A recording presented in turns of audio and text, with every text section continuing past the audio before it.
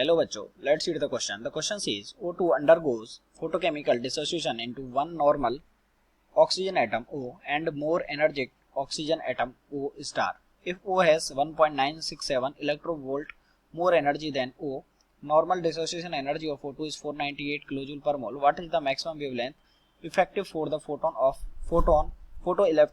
photochemical dissociation of O2? 101 nanometer, 164 nanometer, 174 nanometer and 274 nanometer. तो देखिए सबसे पहले इस क्वेश्चन सॉल्व करने के लिए हम सबसे पहले इसका की कॉन्सेप्ट रख लेंगे।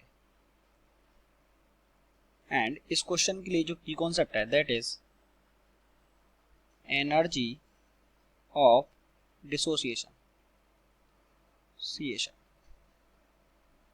ये इसका की कॉन्सेप्ट है। अब देखिए हमको बोला गया है कि जो O2 है, जब O2 ब्रेक होके, नॉर्मल O2 क्वेश्चन में बोला गया है नॉर्मल O2 के लिए एनर्जी चाहिए 498, तो ये जब ब्रेक होता है तो दो जो है ऑक्सीजन एटम बनते हैं इससे। ओके, दो ऑक्सीजन एटम बनते हैं और ये अगर नॉर्मली ब्रेक होते हैं, ये दोनों नॉर्मल हैं। ओके, तो यहाँ से जो एनर्जी है E1 ये हमको देखिए 498 किलो जूल। ओके, एक हमको बोला गया है कि जब अगर ये O2 ब्रेक होके दो तरीके के अगर बना रहा है, एक तो नॉर्मल, एक तो एनर्जेटिक O स्टार और एक नॉर्मल, दो अगर ये बना रहा है तो इसके लिए मान लीजिए एनर्जी E2 है। और जब जो O वाली एनर्जी है, ये एनर्जी O नॉर्मल की जो एनर्जी है ना उससे ज्यादा है। ओके, तो ये इससे ज्यादा है, यानी कि हमको यहाँ पे क्वेश्चन में क्या दे रखा है कि जो E2 माइनस E1 है और वो कितनी ज्यादा है, 1.967 इलेक्ट्रॉन वोल्ट है। तो 1.967 इलेक्ट्रॉन वोल्ट ये हमको क्वेश्चन में दे रखा है। तो हम यहाँ से सबसे पहले E2 कैलकुलेट करेंगे। तो E2 माइनस E1 कितना है, 498 kilojoule per mole, it is equal to 1.967 electron volt. Okay, तो इसको जब सॉल्व कर लेंगे तो E2 ये एक मोल के लिए है, तो 498 किलोजूल को सबसे पहले जूल में चेंज किया 10⁻³ से मल्टीप्लाई करके। ओके, डिवाइडेड बाई, अब देखिए ये कितने के लिए, एक मोल के लिए, और एक मोल में एटम्स कितने होते हैं, 6.023 इंटू 10⁻23 एवोगैड्रो नंबर के equal, it is equal to 1.967 electron volt. Okay, तो अगर हम इस इलेक्ट्रॉन वोल्ट को भी चेंज करना चाहें तो हम इसको क्या कर सकते हैं, जूल में चेंज कर सकते हैं। जूल में चेंज करने के लिए इसको इलेक्ट्रॉन के 4 से मल्टीप्लाई करना पड़ेगा, तो इंटू 1.6 इंटू 10⁻19 से मल्टीप्लाई कर दिया तो ये भी क्या आ गया, जूल आ गया।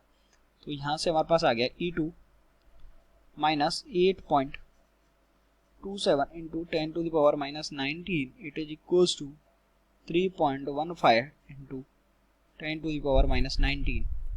तो जो E2 का वैल्यू है वो हमारे पास कितना आ गया, ये आ गया 11.42 इंटू 10⁻19 जूल।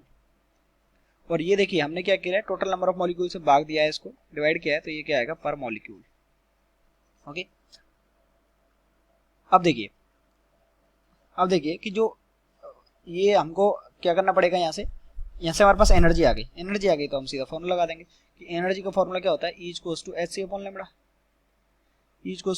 लैम्डा। तो ये कितनी आ गई, 11.42 into 10⁻19 it is equals to H का वैल्यू कितना होता है, 6.62 इंटू 10⁻34 इंटू C का वैल्यू कितना होता है, 3 इंटू 10⁸ डिवाइडेड बाई लैम्डा की वैल्यू यहाँ से हमको निकालनी है। तो जब इसको सॉल्व करेंगे तो लैम्डा का वैल्यू आ जाएगा 1.74 इंटू 10⁻⁻7 मीटर, या हम बोल सकते हैं लैम्डा इक्वल्स टू 174 नैनोमीटर। तो आप देख सकते हैं 174, यानी कि option number C is correct. I hope you understood it well. Best of luck.